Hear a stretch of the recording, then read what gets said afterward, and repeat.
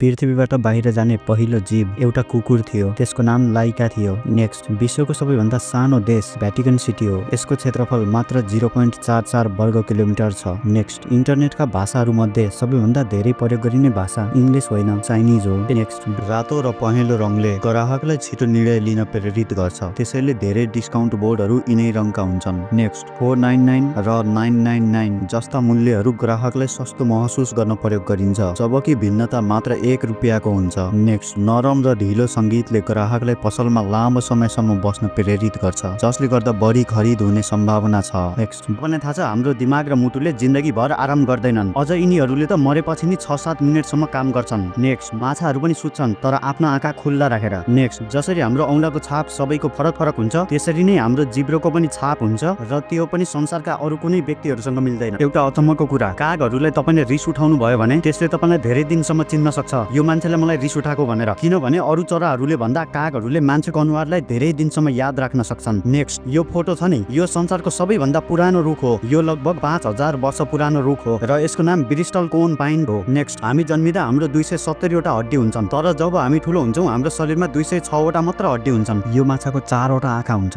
2टा आँखा पानी भन्दा बाहिर हेर्न र 2टा आँखा पानी भित्र हेर्न। यसको नाम हो एनाब्लेप्स। नेक्स्ट, यो क्युट पान्डा हुन्छ नि, यसले एक दिनमा 12 घण्टासम्म बाँस खाँदै बस्छ। नेक्स्ट, केही गाईहरू आफ्नो साथी आएन भने दुखी हुने गर्छन्, बिचरा गाईहरूमा पनि यस्तो भावना हुने रहेछ। मान्छेले आफ्नो जीवनमा 5 वर्ष त खानेकुराको बारेमा सोच्नमा बिताउँछन्, अझ के खाउँ भनेर धेरै कन्फ्युज हुने मान्छेले 5 वर्ष भन्दा बढी। नेक्स्ट, तपाईँलाई थाहा छ मान्छेको आँखाले 10 मिलियन भन्दा धेरै रङहरू छुट्याउन सक्छ। नेक्स्ट, पुतलीहरूले स्वाद आफ्नो जिब्रोबाट होइन खुट्टाबाट लिन्छन्। एम्बुलेन्सको महत्त्व हामी सबैलाई थाहा छ। यो फोटो छ नि, यो संसारको पहिलो एम्बुलेन्स थियो। नेक्स्ट, कोइली चरा कहिले जमिनमा बस्दैन, यो जहिले बोट बिरुवा र रुखका हाँगाहरूमा बस्छ। नेक्स्ट, विश्वको सबैभन्दा ठुलो मरुभूमि सहारा होइन, अन्टार्कटिका हो। यो चिसो मरुभूमि हो जहाँ पानीको कमी छ। यस्तै अरू जानकारीको लागि हाम्रो च्यानललाई सब्स्क्राइब गर्न नबिर्सनु होला। मान्छेको हड्डी स्टिल भन्दा 5 गुणा बलियो हुन्छ। फ्याक्ट नम्बर 4, मान्छेको आँखाले 10 लाख भन्दा बढी रङहरू देख्न सक्छन्। फ्याक्ट नम्बर 3, निद्राको कमी भयो भने मान्छे 11 दिनसम्म मात्र बाँच्न सक्छन्। फ्याक्ट नम्बर 2, पुरुषहरूको कम्पेरिजनमा महिलाहरूले धेरै स्वादहरू छुट्याउन सक्छन्। फ्याक्ट नम्बर 1, मान्छेको दिमाग 75% पानीले बनेको हुन्छ। तपाईँलाई थाहा छ पृथ्वीमा एउटा यस्तो जीव पनि पाइन्छ जसले 30 वर्षसम्म खाना नखाई बाँच्न सक्छ।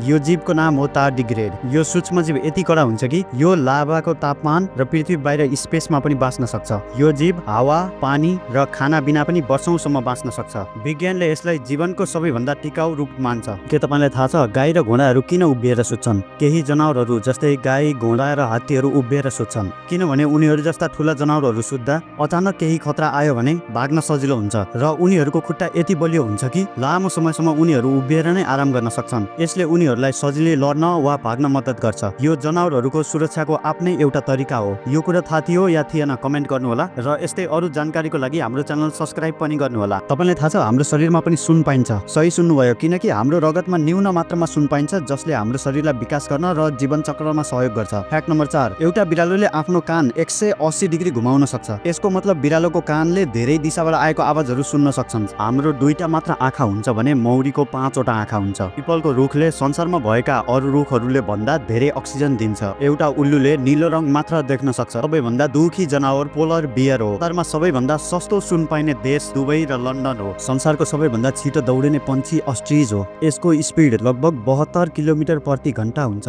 अस्ट्रिचको खुट्टा लामो र शरीर हल्का हुन्छ, त्यसैले यो यति स्पिड दौडन सक्छ। सो अस्ट्रिचसँग रेस खेलियो भने पक्का हारिन्छ।